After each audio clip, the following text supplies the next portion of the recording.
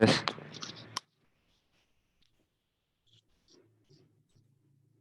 Assalamualaikum Mas Denny. Waalaikumsalam warahmatullahi wabarakatuh.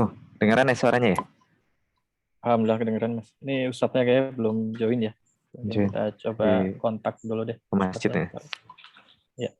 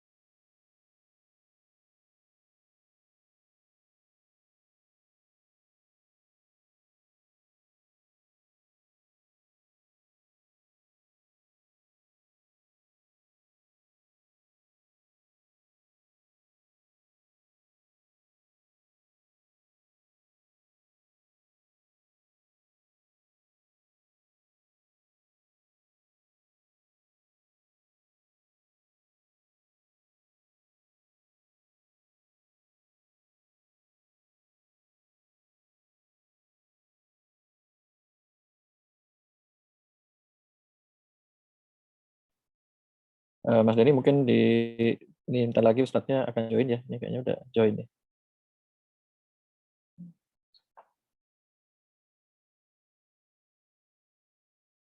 Assalamualaikum Ustadz Anwar.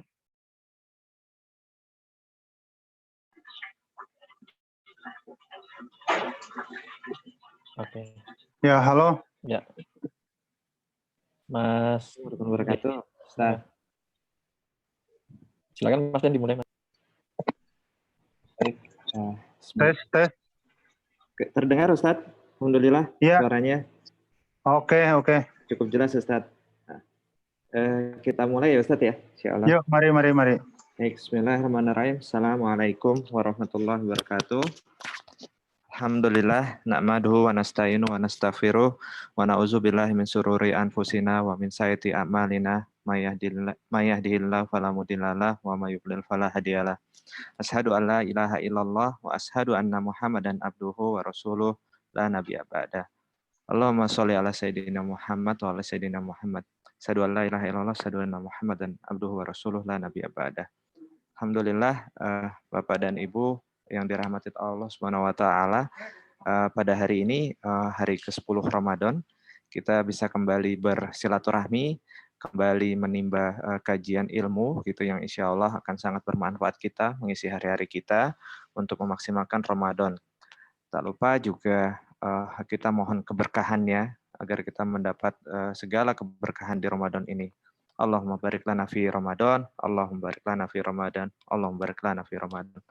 Dan Tak lupa juga saya pribadi juga mengajak kita untuk banyak-banyak kita istighfar dan kemudian memohon ampun dan kepada Allah Subhanahu wa taala sebagaimana disunahkan di dalam hadis agar kita memperbanyak lafaz doa Allahumma innaka afuwun tuhibbul afwa fa'fu anna di dalam hari-hari kita.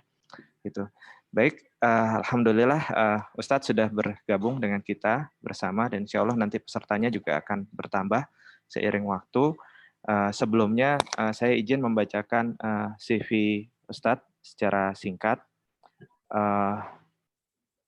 Nama beliau Ustadz Punten.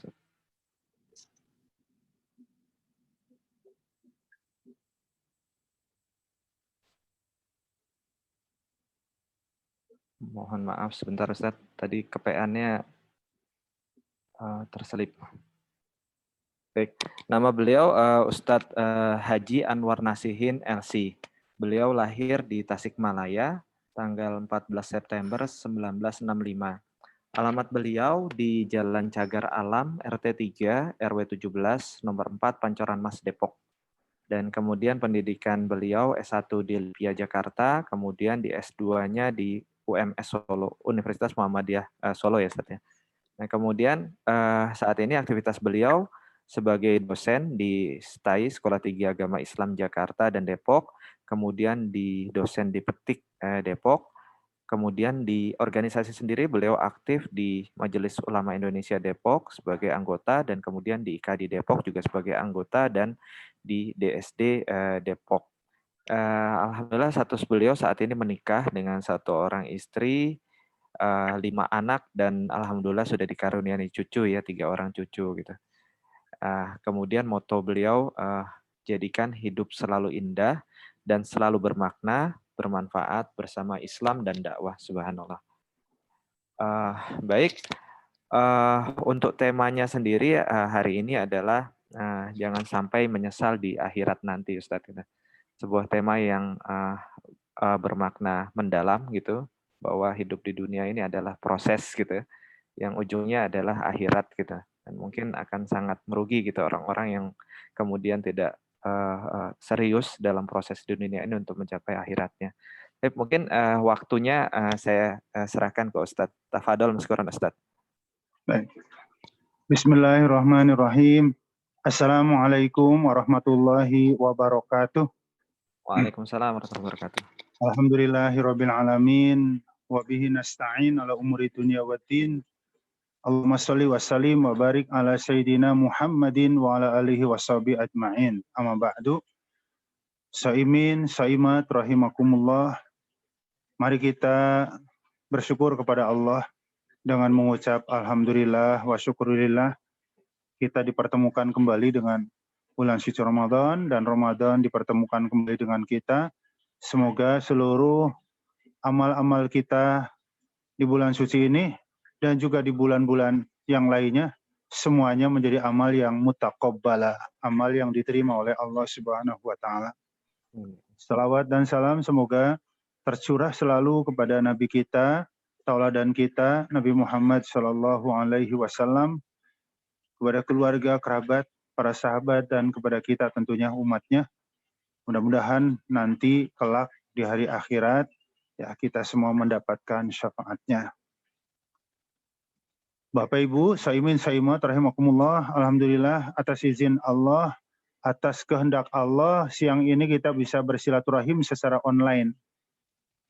Ya, mudah-mudahan tidak mengurangi rasa khidmat kita, rasa syukur kita di dalam mengisi syiar Ramadan.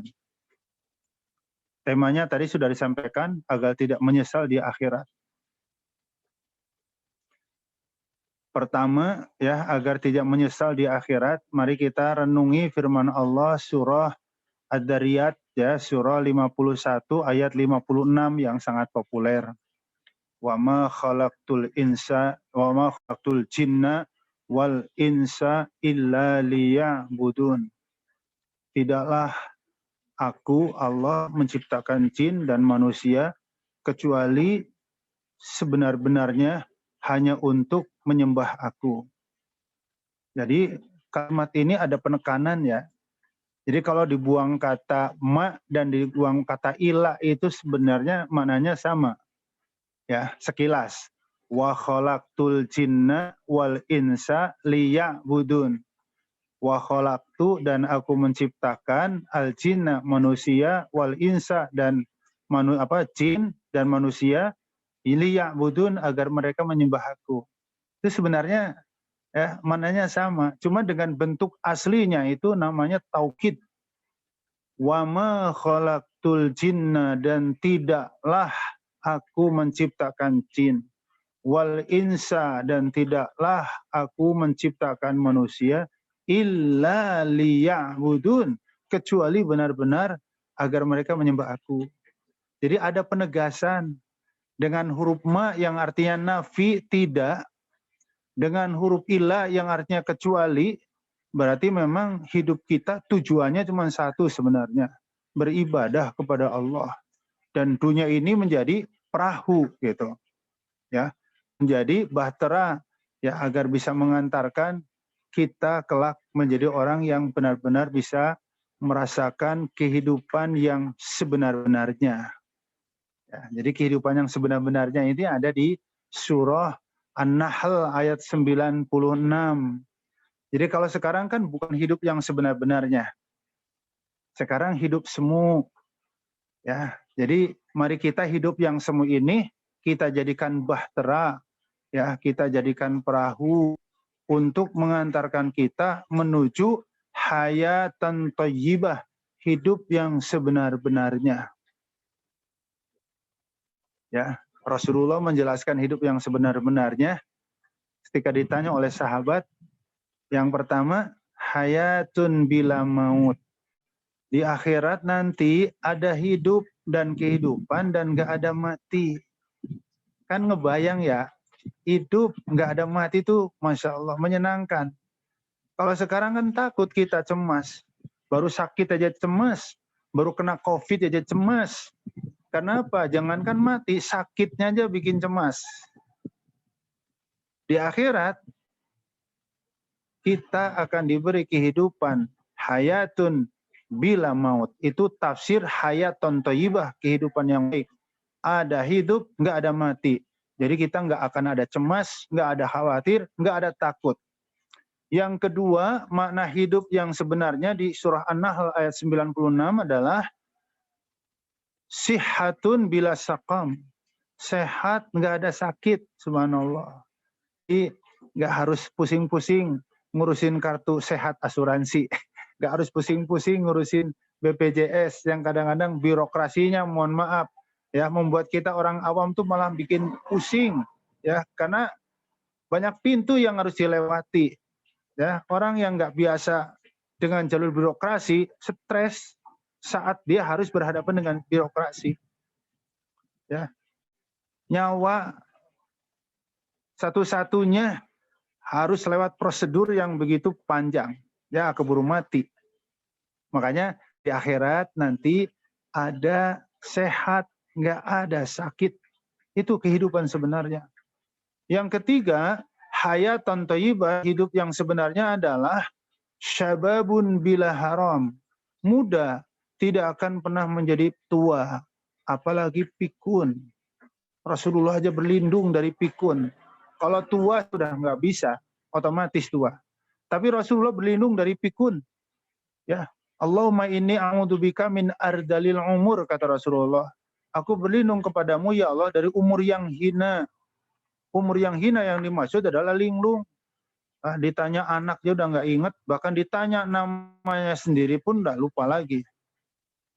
Ini artinya kita linglung, dan Rasulullah berlindung kepada Allah dari sifat keder atau linglung. Dan yang keempat, kehidupan yang sejati adalah nikmatun bila yaksin. Nikmat, senang, ya, tidak ada sedih, tidak ada putus asa, apalagi stres, apalagi sampai bunuh diri. Subhanallah, senang terus yang ada. Nah, untuk mencapai kehidupan yang hakiki ini di dunia. Tadi ayat yang pertama kita kutip di surah 51 Ad-Dariyat ayat 56.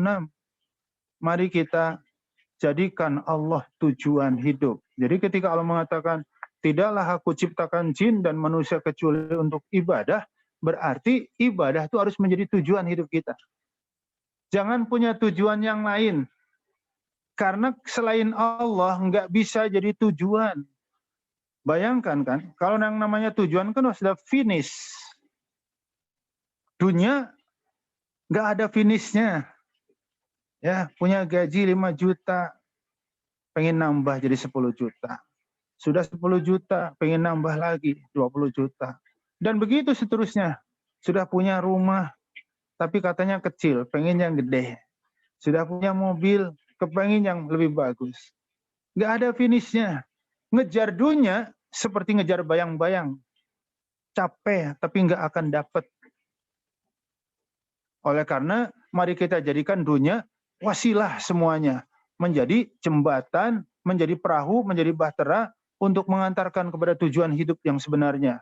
Mencapai kenikmatan yang hakiki, mencapai kehidupan yang hakiki di sisi Allah Subhanahu wa Ta'ala, yang dijelaskan oleh Allah dalam surah 16 atau surah An-Nahl ayat 96 yang Allah sebut hayatan thayyibah. Itu agar tidak menyesal itu.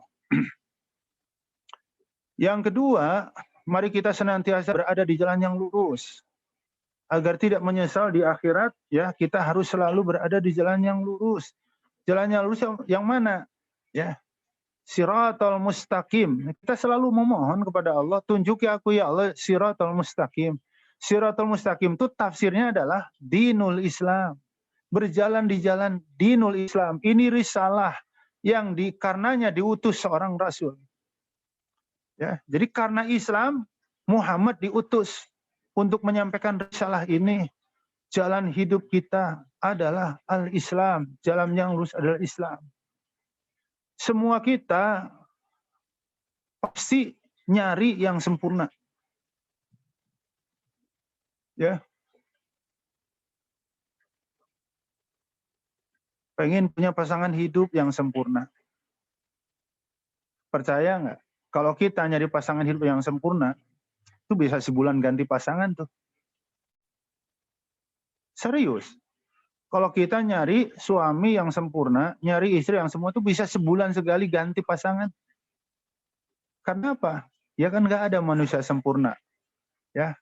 Jadi kalau sudah, apalagi sudah perkenalan dalam bahasa umum, ya, pacaran udah setahun, 2 tahun, apanya sih yang belum dikenal? Ya. Tapi namanya masih masa-masa kayak begitu, itu masih banyak sifat asli dari kedua belah pihak yang belum terungkap. Kapan keaslian masing-masing terungkap? Sebulan, 2 bulan setelah resmi menjadi pasangan suami istri, akan kelihatan karakter asli masing-masing. Dan pasti tidak semua karakter pasangan hidup kita cocok dengan kita. Ya, nyari yang sempurna. Sebulan ganti pasangan. Capek deh, ya capek. Makanya dunia nggak bisa jadi tujuan hidup. Nggak ada finishnya. Ya, jadi nggak semudah membalikan tangan, membangun rumah tangga. Ya, sebulan ganti pasangan, sebulan ganti pasangan. Kalau setiap bulan kita menaruh benih, dan benih itu jadi, apa nggak keder kita jadi bapak, punya anak banyak dari ibu kandung yang banyak. Orang punya anak banyak dari ibu kandung satu aja kita repot. Bagaimana punya anak banyak dari ibu kandung yang banyak? Itu namanya tujuan nyari bahagia, tapi malah sengsara. Ya, sengsara. Makanya Rasulullah Islam mengatur ketat, laki-laki boleh memang lebih dari satu, tapi enggak semua memenuhi syarat. Yang enggak memenuhi syarat ya sabarlah dengan satu. Ya, pakai bahasa abisin tuh, satu abisin. Kalau enggak memenuhi syarat, yang memenuhi syarat ya silakan, tidak dilarang. Artinya itu jalan ketika seseorang memang darurat ya membutuhkan pendamping lebih dari satu. Jadi sekali lagi, jadi bapak dari anak lebih dari 5 dari seorang ibu aja udah keder biaya pendidikannya, ya keder membina akhlak mereka, keder nanti memberikan nafkah. Bagaimana jadi bapak anak banyak dari istri yang banyak? Aduh, ya, saya mah udah ngebayang puyeng aja. Yang ini protes, yang ini protes, yang ini komplain, yang ini komplain. Gak gampang. Makanya sekali lagi, Az-Zariyat 56, tidaklah aku menciptakan jin dan manusia kecuali untuk menyembahku. Itu taukid, penekanan, ya, yang sangat serius. Jadi kalimat yang diawali nafi, tidak, itu mananya serius. La ilaha illallah. Kan bisa sebenarnya kalimat tauhid kalau dengan bahasa positif dirubah menjadi Allahu maujud. Allah itu ada. Tapi kenapa harus pakai la? Harus pakai illa untuk menegaskan bahwa benar-benar enggak ada Tuhan yang hak, yang wajib disembah, diibadahi kecuali Allah. Penegasan. Taukid bahasa agamanya. Ya. Jadi Allah tujuan hidup kita. Allahu ghayatuna. Pastikan tujuan hidupku hanya Allah. Dan sebenarnya itu terucap ya setiap sholat kita. Yang iftitahnya kabira walhamdulillahi katsira, pasti setiap sholat baca inna sholati wa nusuki wa mahyaya wa mamati. Sholatku, ibadahku, hidup yang begitu kompleks ya. Kita udah ikrar mau nurut kepada Allah, tunduk kepada hukum Allah. Wa mamati. Mati urusan pribadi. Dan urusan mati cuma 4. Dimandikan, dikafankan, disolatkan, dikuburkan. Selesai. Itu aja kita ikrar. Ya, akan tunduk dengan aturan Allah. Bagaimana dengan hidup yang jauh lebih kompleks ketimbang urusan mati. Ini artinya apa? Kita sebenarnya secara lisan sudah ikrar bahwa Allah tujuan hidup. Makanya kalau kadang kita kecewa, kadang kita ada rasa nggak puas, ya, karena memang ada sedikit pergeseran orientasi. Orang yang punya orientasi mengharap selain Allah akan sering kecewa, akan sering mangkel, ya, karena selain Allah nggak akan bisa memberikan semua yang kita harapkan. Yang sempurna itu apa? Hanya 2 jamaah yang dirahmati Allah. Kalau kita nyari sempurna, yang sempurna hanya 2 dalam hidup. Al-Quran dan Al-Islam. Kenapa? Karena Islam dan Al-Quran dua-duanya datang dari Allah. Allah dat yang benar. Allah dat yang sempurna. Maka semua yang datang dari Allah itu pasti benar dan sempurna. Ya, kita manusia, ciptaan Allah, tidak sempurna. Maka produk yang kita buat pasti nggak ada yang sempurna. Di sana tuh katanya ada bengkel bagus banget. Murah.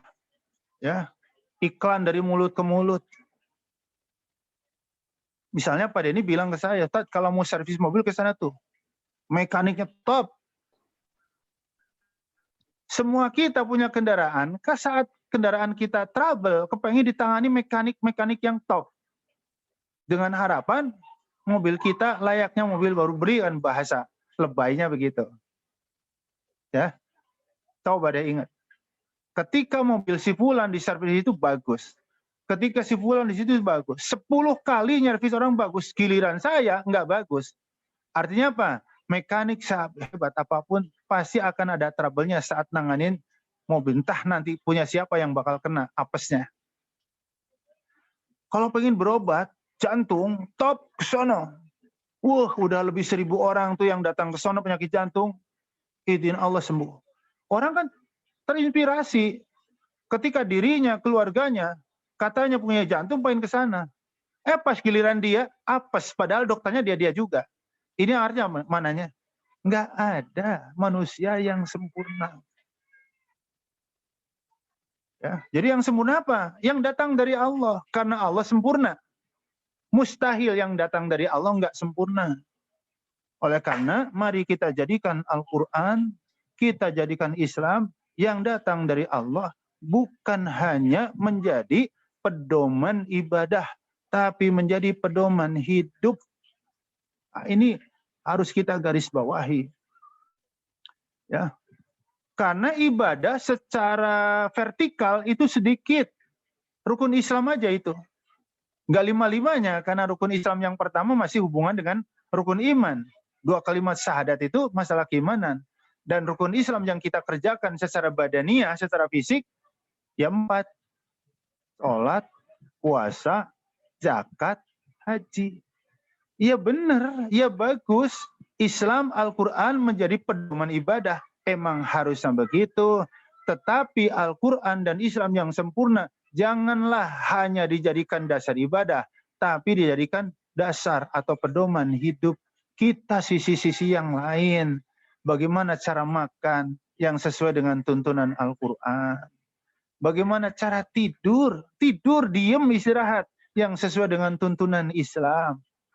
Kalau cara makan, cara tidur, ke WC yang begitu simpel, sederhana, urusan pribadi, ada tuntunannya, ada petunjuknya, bagaimana urusan-urusan yang lebih besar. Ya, karenanya Allah Subhanahu wa taala berfirman dalam Al-Qur'an, ya surah 6 Al-An'am ayat 38. Ma farratna fil kitabi min syai'. Kami Allah tidak khilaf, tidak teledor, tidak alpa, tidak lupa fil kitab, di dalam Al-Quran, min syai', urusan sekecil apapun. Jadi kalau Allah menyebut sekecil apapun, ada aturannya. Bagaimana yang besar? Pasti ada lah. Lain kalau Allah menyebut di dalam Al-Quran, urusan yang besar ada aturannya. Itu tersirat makna, berarti yang kecil nggak ada. Tapi ketika disebut min syai', urusan kecil, simpel, paling sederhana, ada aturannya. Bagaimana urusan besar, yang lebih kompleks, yang lebih rumit, pasti ada petunjuknya.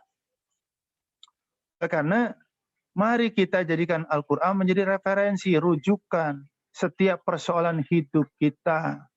Ya, dari mulai kita bekerja, sampai kita istirahat, tidur, sampai kita terbangun lagi. Kita ingin aktivitas hidup kita, pekerjaan kita terinspirasi dan terwarnai dengan nilai-nilai religi berdasarkan dari agama kita yang pedomannya Al-Quran. Jadi kalau kita nyari sempurna selain Islam, selain Al-Quran bakal dapet. Percayalah sama saya. Kalau beli rumah di sana, bagus, ada aja. Benar mungkin nggak banjir, tapi penghuninya banyak yang misalnya ya berkarakter tidak baik, bisa saja. Ya, atau mungkin nggak banjir, tapi kemarau sebulan, airnya dalam banget, harus digali lagi. Semua plus minus, yang plus nggak ada minusnya, hanya Allah. Makanya kita bilang subhanallah, maha suci. Artinya maha suci itu nggak ada nuksan, nggak ada kekurangannya. Makanya kita bilang maha suci. Kenapa bilang alhamdulillah? Ya emang Allah yang pantas disanjung-sanjung. Kalau kita manusia hambanya, ya nggak pantas, nggak layak. Apa yang menyebabkan Allah layak disanjung, dipuji? Karena Allah hidup, nggak mati. Kalau kita disanjung-sanjung, dielu-elukan, mati. Lihat, sempurna Allah. Ya. Kamu hebat, kamu hebat. Ada apesnya juga, ada jatuhnya juga. Allah, kalaupun kita umat manusia di muka bumi nggak ada satu pun yang menyembah Allah, singgasanya Allah nggak akan jatuh. Coba. Jadi ketua RT, rakyatnya semua nggak mau, jatuh dia. Ya, kan artinya apa? Jadi RT, semua warganya nggak mau dia jadi RT, jatuh dia. Allah punya kerajaan, punya singgasana, punya kesusahan, semuanya musyrik, semuanya kafir, nggak ada yang menyembah Allah, singgasana Allah nggak akan jatuh. Sebaliknya, semua menyembah Allah, ibadah kita tidak akan menambah hebat singgasana Allah. Tanpa disembah pun singgasana Allah sudah semakin hebat. Itu ya jemaah. Jadi mari kita jadikan Allah sebagai tujuan hidup agar kita tidak menyesal di akhir nanti.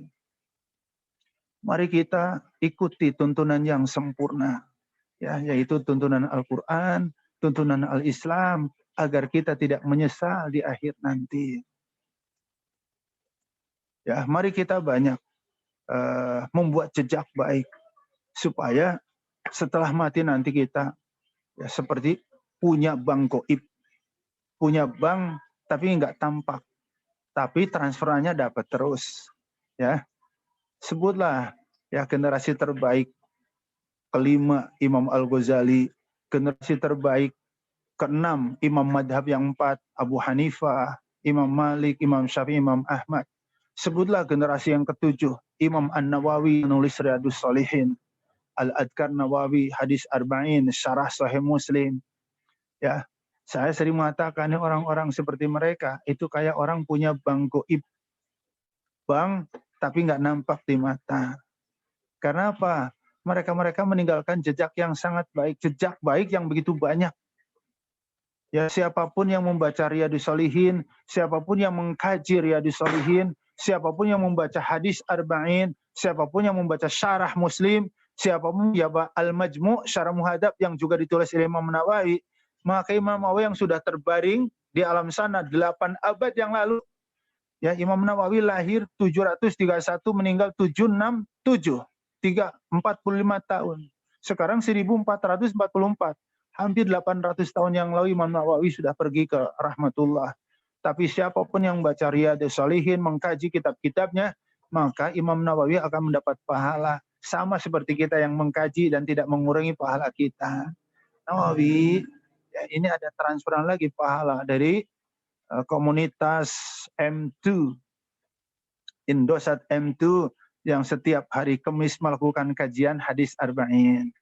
Nawawi, ini ada transferan lagi, ini pakai bahasa transferannya, ya kan, dari kajian yang dilakukan oleh komunitas masyarakat di wilayah Jakarta Selatan. Ya, luar biasa. Kan kadang-kadang nggak terlalu penting ya transfernya dari siapa, yang penting kan masuk rekening kita.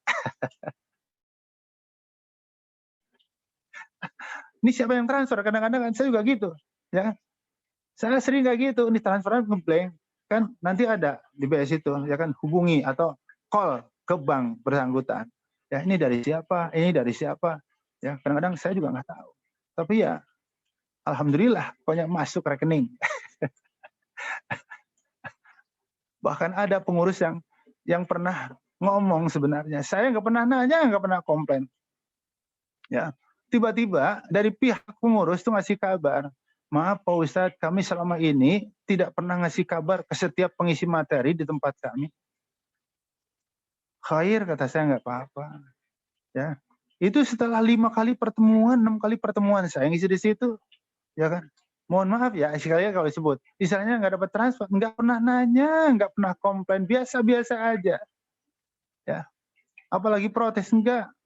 Tiba-tiba sekali waktu ada satu lembaga yang ngasih kabar kepada saya bahwa semua pengisi materi di sini sudah ditransfer, tapi pihak dari itu nggak ngasih tahu. Ya, nggak tahu maksudnya apa, saya nggak tahu. Dalam hati saya, pantesan kok sering ada titut gitu. Ini ada transfer masuk, titutnya ada transfer masuk begitu. Ya, tapi dari siapa? Nggak nyebut nama. Ya, begitu diklik, ya ternyata memang banyak yang nama-nama lembaga gitu. Nah, orang yang banyak meninggalkan ya jasa-jasa baik, amal-amal baik, karya-karya baik, nanti setelah meninggal dunia dia seperti punya bank gaib. Oleh karena agar kita tidak menyesal di akhirat nanti, mari kita terus ya melakukan jejak-jejak yang baik, melakukan yang baik-baik. Mungkin tanpa semangatin kita, nanti orang akan mengikuti jejak kita. Dan dari situlah kita akan dapat transfer yang kita nggak kenal dari siapa. Ya kan? Ya, kamu nggak kenal Nawawi, tapi kitamu dibaca oleh komunitas ini. Ya, Riyadhus Shalihinnya, Arba'innya, Minhajnya, Majmu'nya. Ya kan? Kamu nggak kenal, tapi ini transfernya. Masya Allah. Indahnya. Ya. Hadirin yang dirahmati Allah Subhanahu wa taala, sebagai penutup ya agar kita tidak menyesal di hari nanti ya, kalau kata ayat Al-Qur'an yang ditegaskan oleh Nabi di surah 50 ya, di surah Qaf ayat 22, Rasulullah SAW mengatakan laqad kunta fi ghaflatin min hada. Sungguh Muhammad, kamu dan juga umatmu tuh sering lupa urusan ini. Yang dimaksud oleh Rasul, oleh Allah di di dalam ayat ini dijelaskan oleh Rasul adalah urusan mati. Jadi kita umat Muhammad memang sering lupa urusan mati. Ma ba'dahu dan rentetannya. Jadi jarang kepikiran nanti di alam kubur kita bakal bagaimana, nggak kepikiran. Nanti di Siratal Mustaqim kita bakal bagaimana, nggak kepikiran. Nanti di padang mahsyar saat kita dihisab gimana, nggak kepikiran. Karena apa? Karena kita makhluk visual, jadi yang sering kepikiran dan masuk ke otak kita ya hal-hal yang visual. Kan seneng kita, nangis kita, kecewa kita, sedih kita, itu kan semuanya dari leher ke atas. Ya, mencium aroma yang wangi, kita senyum. Jadi seneng kita dari hidung tuh. Ya, dengar kabar, misalnya, ya Anda ditelepon oleh pimpinan perusahaan, ya, dinaikkan jabatannya plus dinaikkan insentifnya dari kuping, dari senang kita, ya. Sebaliknya di PHK, tapi enggak ini cuma ditelepon aja, kamu saya pecat, dari sini kita sedih. Jadi senang kita, sedih kita, kecewa kita, marah kita, bahagia kita itu dipengaruhi oleh indera kita. Pahala, ganjaran, surga nggak bisa divisualisasi. Nggak bisa. Makanya apa? Al-Quran yang mengatakan, dijelaskan oleh Nabi, manusia sering lupa urusan itu karena nggak tervisualisasi. Nggak kebayang surga itu gimana, alam kubur itu gimana. Ya kita mengimani berdasarkan ayat-ayat. Oh di alam kubur bakal begini. Oh nanti di Siratal Mustaqim begini. Oh nanti di padang mahsyar begini. Itu semuanya bukan berdasarkan indera, tapi berdasarkan nusus, teks. Kalau enggak ayat, ya hadis. Kalau enggak Allah yang menjelaskan, ya hadis Rasulullah yang menjelaskan. Fakashafna anka ghita'aka. Sedangkan pahala, ganjaran, surga yang aku janjikan masih tertutup dari penglihatan kamu. Ya, masih tertutup. Tapi akan ada saatnya kami singkap. Fakashafna anka kita nanti akan kami singkap. Tutupnya dibuka oleh Allah.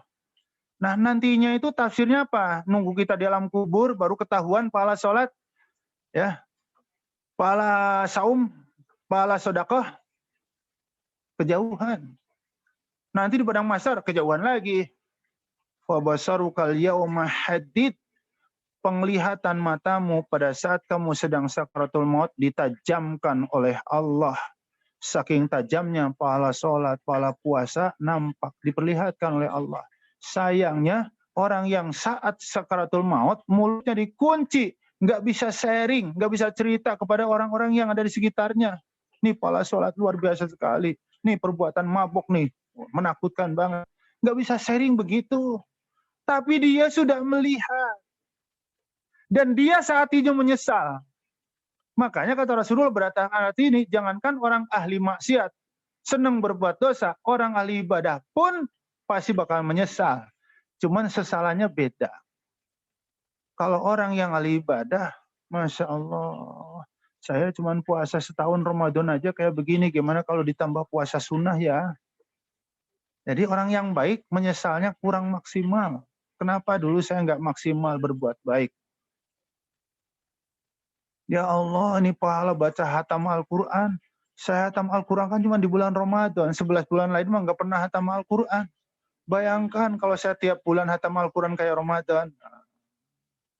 Jadi agar tidak menyesal di akhirat, dari kisah ayat ini adalah maksimalkan seluruh amal-amal baik kita.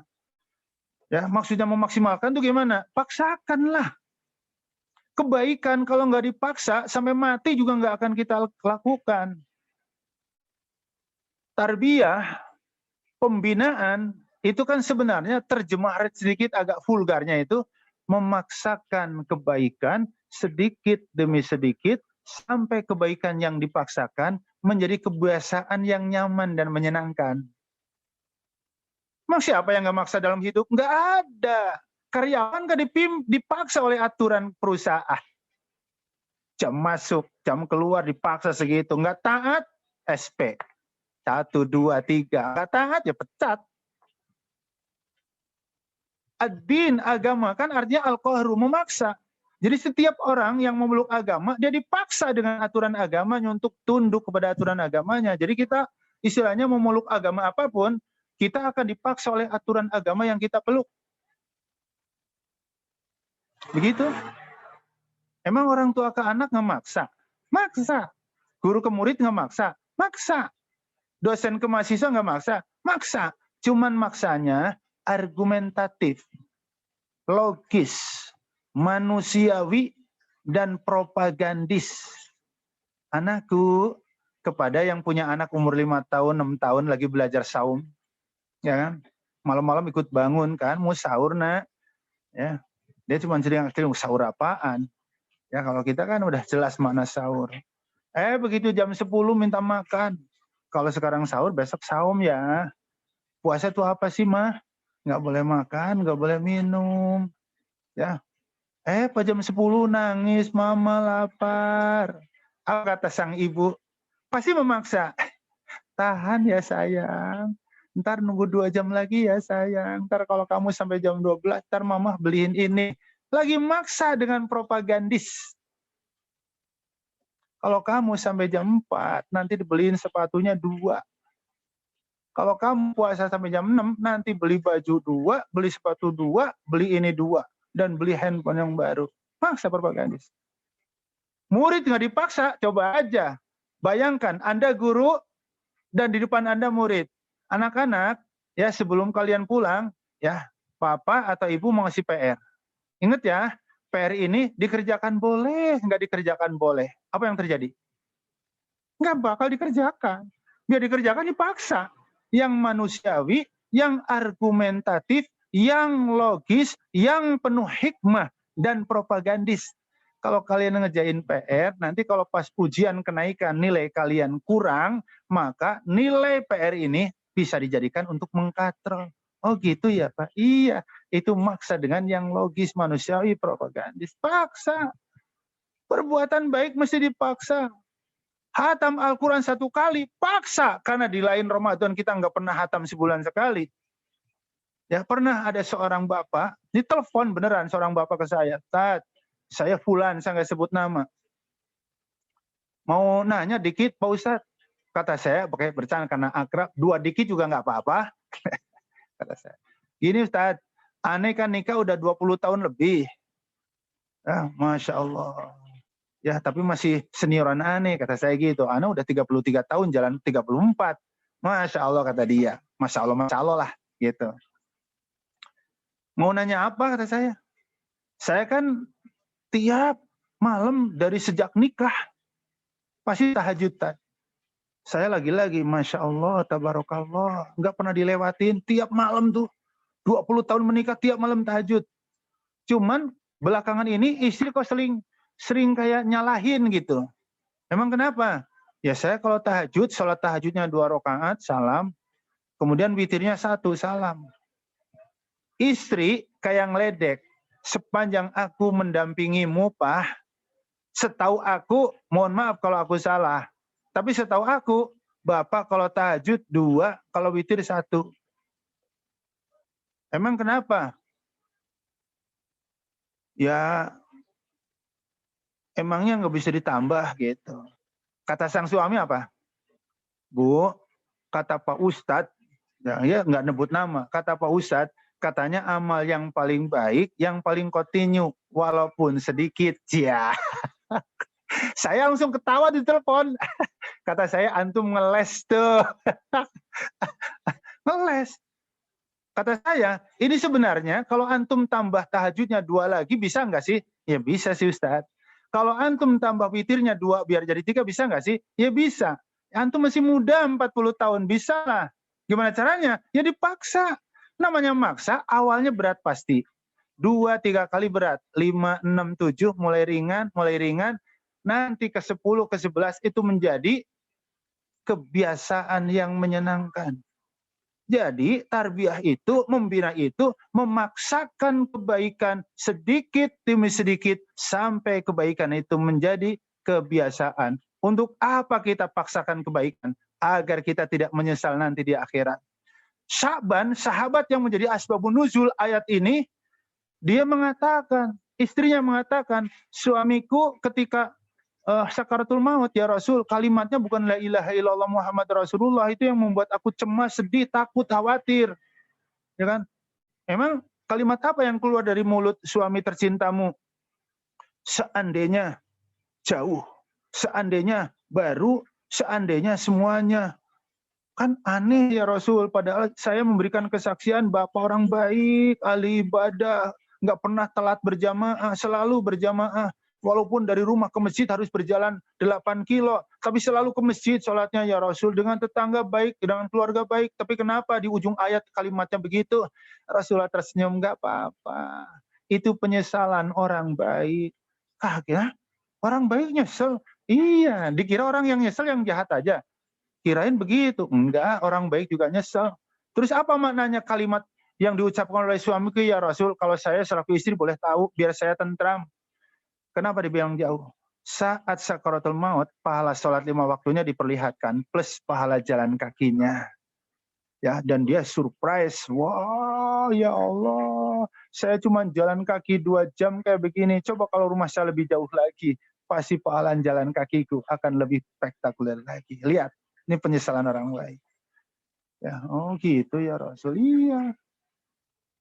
Seandainya yang baru, dia pernah bersedekah pakaian layak pakai, diperlihatkan. Ini pahala haji, pahala puasa, pahala sholat. Yang ini pahala sedekah pakaian layak pakai. Lagi-lagi Sya'ban WOW. Wah, cuman baju layak pakai. Coba kalau dulu aku sedekah yang baru. Ya. Seandainya semuanya, dia pernah sedekah sepotong roti kepada pengemis, kepada yang meminta-minta. Lagi-lagi diperlihatkan pada saat sakaratul maut, matanya tajam, ditajamkan Allah. Dia nyesel lagi, ya Allah, cuman sedekah separohnya begini, coba kalau dulu aku kasihin semua. Jadi, kesimpulan dari ayat ini dan kisah ayat ini, agar kita tidak menyesal nanti, maksimalkan seluruh kebaikan. All out dalam mengerjakan kebaikan. Ya, supaya kita tidak menyesal. Ya nggak apa-apa sih menyesal, asal menyesalnya kayak Sya'ban, menyesal dari sisi-sisi yang baik, hanya kurang maksimal. Oleh karena ya orang yang kurang maksimal aja menyesal, bagaimana orang yang lain, ya. Jadi Bapak Ibu yang dirahmati Allah, itulah barangkali beberapa tips agar kita tidak menyesal di akhirat nanti. Ingat, hidup kita di dunia adalah sementara dan pasti kita akan kembali kepada Allah Subhanahu wa taala, suka atau nggak suka, mau atau nggak mau, ridho, nggak ridho, ada saatnya kita akan kembali, tinggal nunggu giliran. Ya, absennya sudah ada, daftarnya sudah ada, siapa dulu sudah ada. Karena misteri kematian kapan akan tiba, maka kita selalu harus dalam kondisi siaga satu. Maksudnya siaga satu ya terus beramal soleh dengan maksimal dan jangan melakukan perbuatan-perbuatan yang murkai Allah Subhanahu wa taala. Aku qouli hadza astaghfirullahaladzim. Assalamualaikum warahmatullahi wabarakatuh. Waalaikumsalam warahmatullahi wabarakatuh. Jazakallah Ustaz atas materinya dan sharingnya kepada kami semua yang ada di sini. Insya Allah sangat bermanfaat. Mungkin sekarang kita masuk ke sesi tanya jawab. Bagi Bapak dan Ibu yang ingin bertanya, dipersilahkan bisa secara langsung atau bisa menuliskan di board chat gitu, mungkin untuk 2 orang penanya terlebih dahulu ya. Silakan Bapak dan Ibu.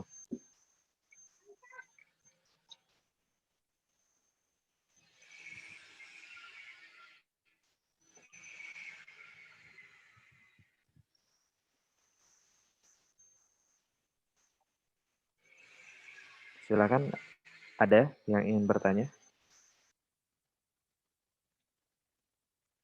Ya, monggo jika ada silahkan. Mungkin sudah ini memahami Ustaz, penjelasannya sangat jelas tadi disampaikan oleh Ustaz. Gitu. Baik, sepertinya belum ada ya, karena sekarang juga sudah jam 1. Mungkin saya ingin beberapa poin tadi disampaikan Ustadz gitu. Yang pertama, agar kita tidak menyesal di akhirat nanti. Yang pertama, memahami gitu, menghayati apa urgensi kita diciptakan di dunia sebagai untuk beribadah dan untuk menyembah Allah Subhanahu wa taala. Terus yang kedua, menjadikan Islam sebagai pedoman hidup dalam keseharian kita, gitu, pedoman kita ibadah dan seterusnya. Dan yang ketiga adalah kita memaksimalkan dan berlomba-lomba meninggalkan jejak kebaikan gitu. Kebaikan bukan hanya sekedar dilakukan, tapi harus dipaksa gitu diri kita untuk kemudian menjadikan kebiasaan kita. Insya Allah itu nanti akan menjadi amal yang tidak terputus sampai nanti kita di yaumil hisab nanti gitu insya Allah.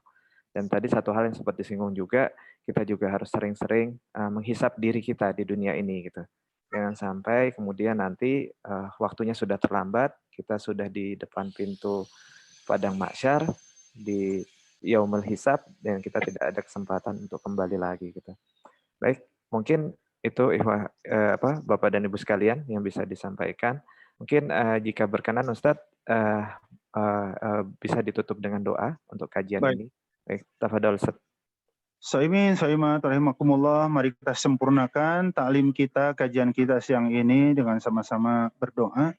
Dan dengan penuh khusyuan insya Allah, doa-doa orang yang sedang saum, mudah-mudahan doa yang dijabah Allah Subhanahu wa Ta'ala.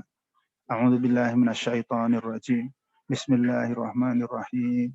Allahumma shalli wa sallim ala sayyidina Muhammadin wa ala alihi wa sahbihi ajma'in. Alhamdulillahirabbil alamin.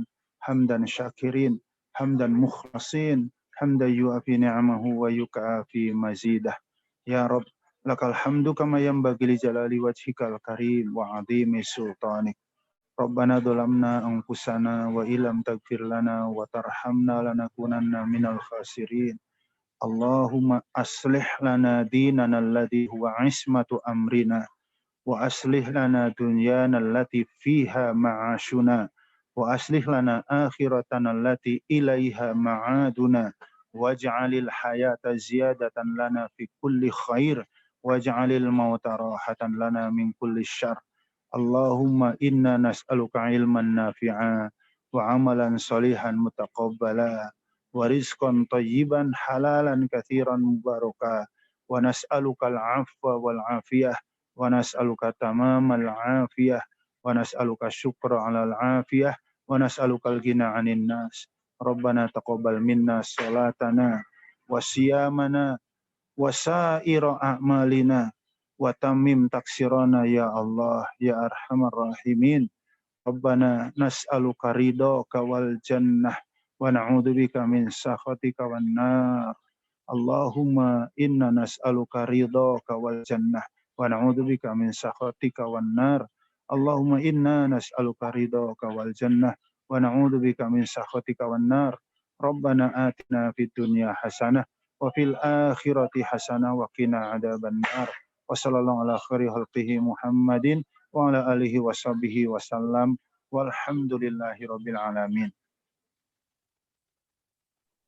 Alhamdulillah, jazakallah Ustaz atas doanya bagi kita semua. Terima kasih sudah bergabung menyempatkan diri bersama kami Ustaz, keluarga besar yang dua. Mudah-mudahan Ustaz sehat selalu, diberikan keberkahan bagi Ustaz dan keluarga, dan semoga kita bisa berjumpa kembali Ustaz di materi-materi selanjutnya.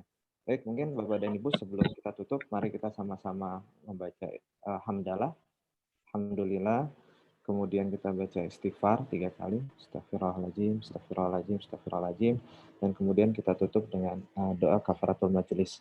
Subhanakallah wa bihamdika asyhadu an la ilaha illa anta astaghfiruka wa atubu ilaik. Kurang lebihnya saya mohon maaf kalau ada salah dari saya pribadi, dan kalau yang benar itu datangnya dari Allah Subhanahu wa taala. Assalamualaikum warahmatullahi wabarakatuh.